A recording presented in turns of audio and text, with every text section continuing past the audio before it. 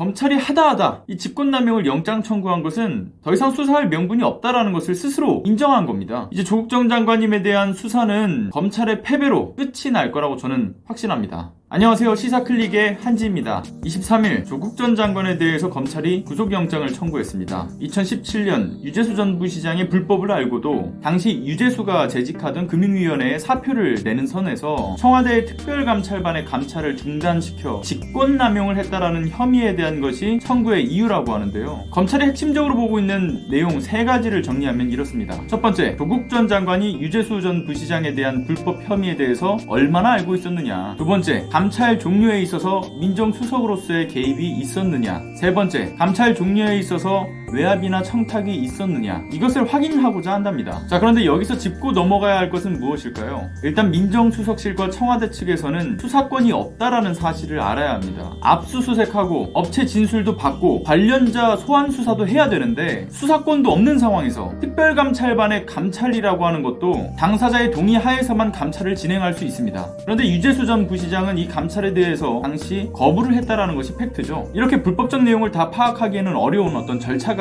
있었던 겁니다. 그리고 감찰로서 이 유재수를 다 파악하기 어려웠다라고 한다면 아니 수사를 하면 되는 거 아니냐라고 생각하실 수도 있겠지만 문제는 수사를 의뢰할 정도로 이 증거를 확보하지 못한 상황이라서 수사 의뢰도 할 수 없는 상황이었습니다. 그래서 수사 의뢰 대신에 이러한 비리 정황에 대해서 금융위원회에다가 통보한 것으로 마무리를 지었던 거죠. 한마디로 금융위원회에다가 형식적인 인사 통보만 했을 뿐 인사처분 과정에서 민정수석으로서의 권한으로 할 수 있는 부분도 없었기 때문에 이 판단 역시 금융위원회의 자체 판단에 맡겼던 겁니다. 그리고 청와대의 말대로 이런 민정수석의 정무적 판단에 대해서 검찰에게 일일이 허락을 받아야 된다라고 한다면 지금의 청와대는 청와대가 아니라 검찰대로 이름을 바꿔야 되고 대통령이라는 명칭은 대통령이 아니라 검찰총장이라고 바꿔야겠죠. 제가 헛소리 하듯이 이 검찰에게 허락을 받아야 된다는 식의 이야기가 나오는 것조차도 말도 안 되는 정말 황당한 소리라는 겁니다. 자, 그리고 우리가 여기서 더 집중해서 봐야 될 것은 무엇일까요? 바로 검찰의 행동이죠. 하나의 건으로 계속해서 수사를 이어왔던 것이 아니라 처음에는 입시 비리를 털다가 안 되니까 사모펀드를 털고 사모펀드를 털다가 안 되니까 또 다른 건으로 털었습니다. 계속 이런 식이었어요. 수사가 굉장히 복잡하고 어려워서 다방면으로 수사를 진행했던 것이 아니라 각각의 별개의 수사로 진행을 해왔습니다. 여러분들 아시나요? 이명박은 88일을 털었고 박근혜는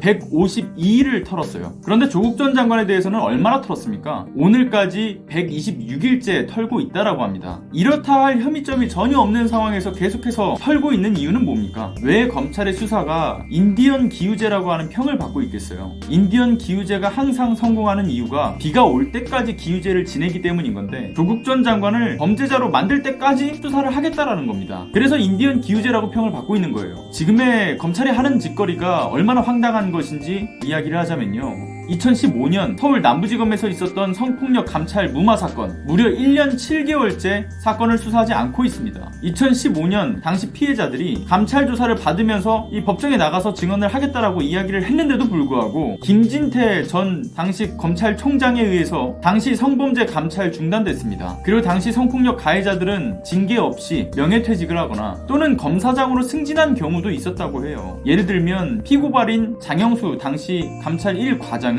검사장으로 승진했고요. 성폭력 사건 취재 언론에게 허위 해명했었던 여환섭 대검 대변인과 문찬석 남부차장 이 둘도 검사장으로 승진했습니다. 이런 식으로 본인들의 직권남용에 대해서는 수사를 하지 않고 1년 7개월 동안 냅두고 있는 그런 상황 속에서 그들이 다른 직권남용에 대해서 수사하는 것은 내가 하면 로맨스고 니들이 하면 불륜이다. 이것과 무엇이 다릅니까? 이러한 것이 검찰개혁에 대한 검찰의 노골적인 저항으로 보지 않고서 무엇으로 해석이 가능할까요? 유재수 전 부시장의 뇌물 사건 2월에 김태우 감찰 수사관의 이 고발로 시작됐던 것인데 한동안은 잠잠하더니만 지난달에서야 다시 이 카드를 내미는 거.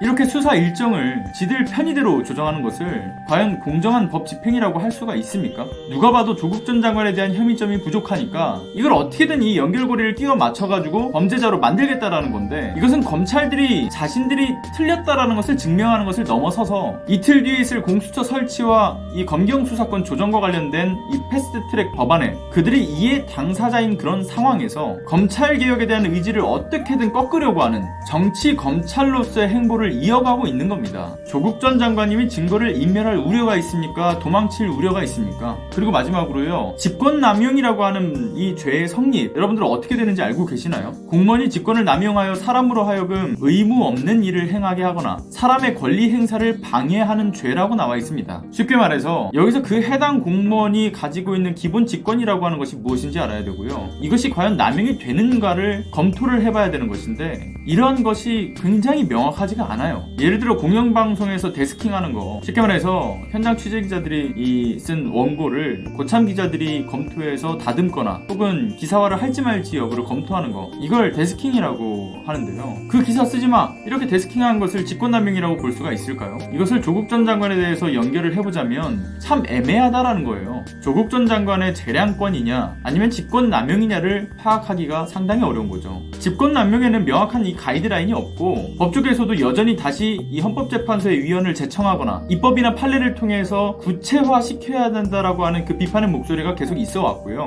심지어는 직권남용은 법의 명확성의 원칙에 위배된다고 할 정도였어요. 한마디로 코에 걸면 코걸이, 귀에 걸면 귀걸이식의 마녀 재판이 가능한 법인 겁니다. 정치권에서는 정권이 바뀌면 상대 정권을 탄압하는 수단으로서 쓰일 수 있다라는 그런 비판을 계속해서 받아왔던 것인데, 이것을 지금 같은 시기에 검찰이 내놓았다라는 것은 대놓고 정치검찰로서 계속해서 칼을 휘둘고 있는 그런 상황 속에서 솔직히 그들이 무슨 수를 쓰든 이제는 더 이상 놀랍지는 않아요. 그런데 현 정권의 이 검찰개혁 의지를 탄압하기 위한 수단으로서 법조계에서도 말이 많은 이 애매한 직권남용으로 정말 저질스러운 수사를 하고 있다는 것은 알아야 됩니다. 2년 반이 지난 현 정권 말에 가까워질수록 검찰은 계속해서 직권남용 카드를 쓸 거라고 생각을 합니다. 본인들의 직권남용에 대해서는 절대 수사할 생각이 없는 검찰, 그리고 이러한 검찰개혁의 국민적 의지를 꺾으려고 하는 자한당과 그 극우 세력들, 옳고 그름을 굳이 세세하게 따지지 않아도 무엇이 정의인지 국민들은 다 알고 있습니다.